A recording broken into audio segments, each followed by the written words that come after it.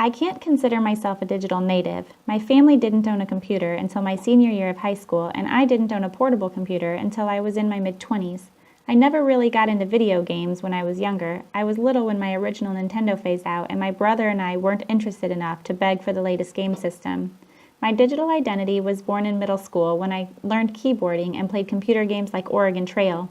I don't recall using digital tools like PowerPoints for high school classes beyond Microsoft Word.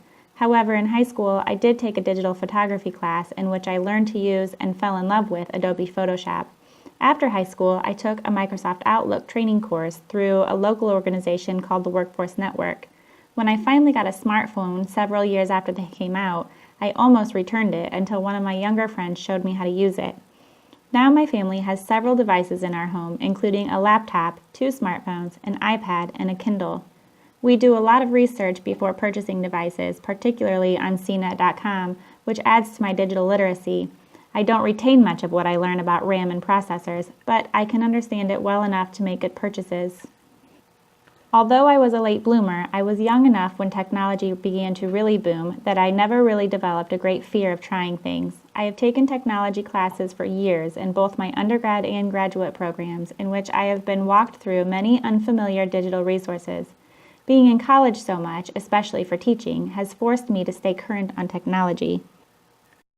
My understanding of digital literacies has broadened over the course of this class and this master's program altogether. I intentionally use the term digital literacies to include the plethora of skill sets involved, as I have learned is a more accurate depiction than referring to one overarching digital literacy. Langshear and Noble describe this skill set as a framework of every possible way an individual can interact with technology, such as information literacy, media literacy, network literacy, gaming literacy, communication literacy, and visual literacy. The value and relevance of each of these is socially negotiated. The situated socio-cultural approach to literacy is redefining what types of reading and writing are valued in modern society. Instead of continuing to teach outdated traditional writing practices, educators must consider authentic writing practices in modern American society, such as blogging, writing fan fiction, or reviewing movies on Amazon. Gee stated, digital tools are changing the nature of groups, social formations, and power. Digital citizens are developing digital personas such as professional amateurs, or pro-ams, and writing about a passion they have worked on to become expert.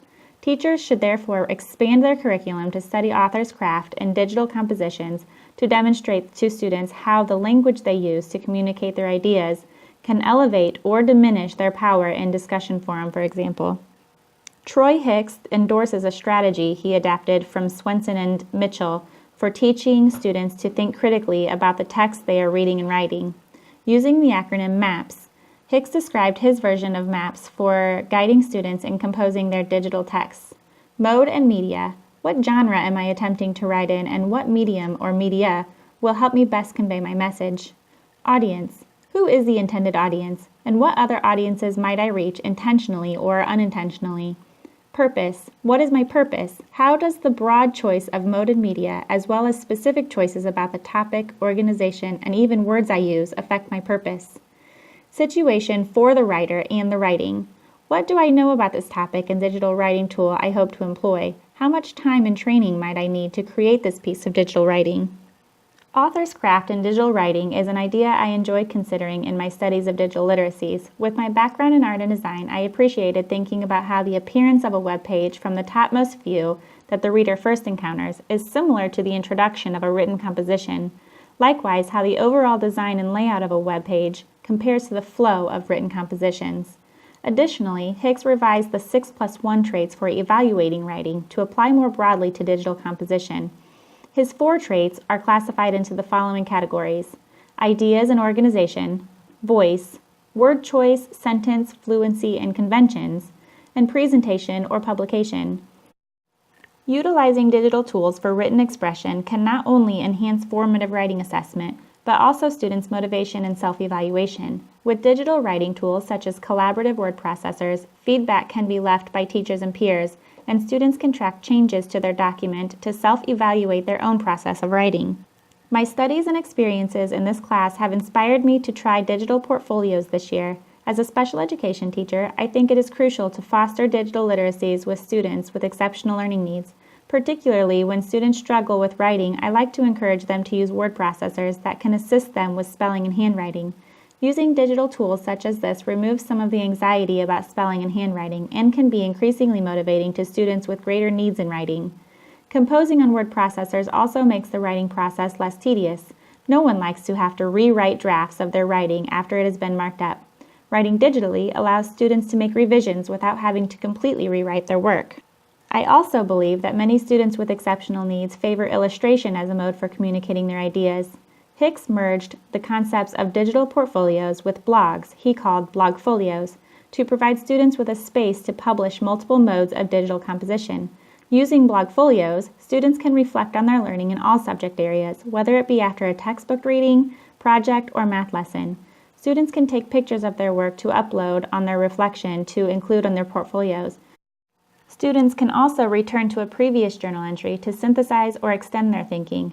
Blogfolios can also provide a platform for literature discussions by allowing students to comment on each other's responses.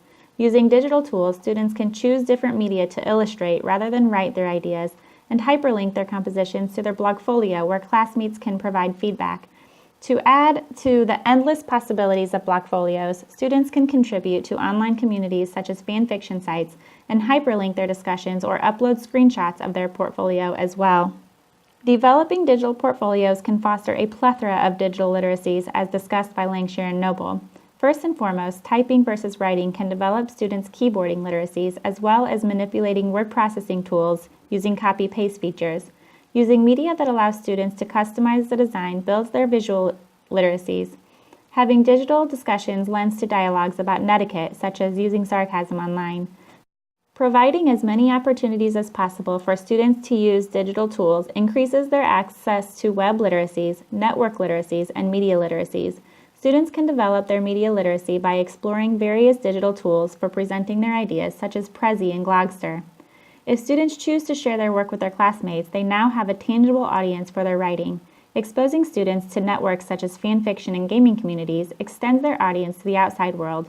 It provides them a platform to share their pro-am skills and exercise their digital literacies in authentic ways. Ultimately, introducing students to various modes of digital communication by developing a digital portfolio opens doors for innovation. In other words, exposing young people to a range of digital devices progresses their skills and intrinsic motivation to branch out and explore and create more digital productions. In the article, 8 Stages in the Teacher Technology Journey, Spencer discussed teachers' attitudes toward implementing new technologies and how professional development should address teachers' attitudes and needs. His 8 stages included resistance, awareness, experimentation, adoption, substitution, disillusionment, integration, and transformation. Sometimes I am resistant to new technology when it seems overwhelming. Most often I feel myself at the awareness stage, taking note of really cool technology as I see it useful in my practices. However, I never really make it to the experimentation stage because I never really find time for experimenting with technology unless I really need something to enhance my instruction. The technology I have used has been such that I have observed being implemented in classrooms of my colleagues. Blogging is one of those technologies, which I have seen students engaged in language arts classrooms, and I have experimented in my own reading instruction. My studies and experiences in this course have grown my awareness of digital tools that better fit my vision. In a podcast interview with Troy Hicks, teacher Frankie Siberson discussed trying new technology in her classroom as a teacher with limited digital literacies. She testified that she had come to expect some days to be disastrous and others to be great. I think there is something to be said for teachers letting students know that they are learning together. It reinforces a growth mindset, giving students courage to try new things. If they think they are helping their teacher to become better at something, they might see the work they are doing as more meaningful. My goal for the upcoming school year is to infuse writing into as much of my curriculum as possible. Ideally, I would like to use digital technologies for all student-produced compositions, including academic reflections, personal journal entries, literature responses, formal papers, and multimodal presentations. I intend to embark a digital writing workshop that I hope will blossom and thrive throughout the year. With luck and cooperation from my students and the technology available to us, I hope to publish a class blog with links to students' blogfolios that we can share with the school and parents. If all goes as planned, I would like to go further to encourage my colleagues to take on digital portfolios and create a professional learning community in which we can share our successes and build on each other's fallacies, as well as continue to grow our digital resource library.